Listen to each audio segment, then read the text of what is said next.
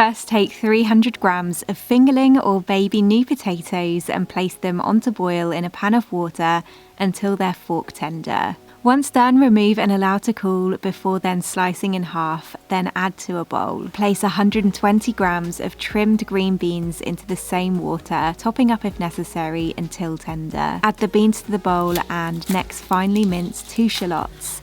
Add those to the bowl and then slice 3 small sticks of celery. Add in the celery, then cube 1/3 of a cucumber. Add that in and then roughly shred a large handful of fresh rocket along with a handful of fresh basil leaves. And add those into the bowl with 4 roughly chopped sun-dried tomatoes, 1/3 of a cup of pitted green olives roughly chopped, and 1 tablespoon of capers roughly minced. Take a jar of our organic chickpeas, these smash 1 plant point, drain off the water and add to the bowl. For the dressing, take our organic sun-dried tomato pesto. This packs in 3 whole plant points.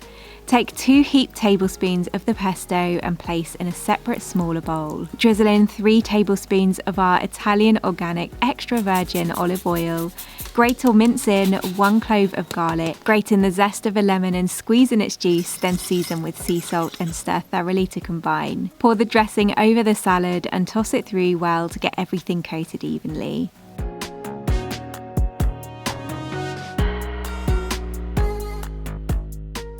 With a total of 15 plant points, this sun-dried tomato pesto potato salad has texture from those crunchy veggies, creamy chickpeas and potatoes, and is bursting with pure flavour and plant nutrients.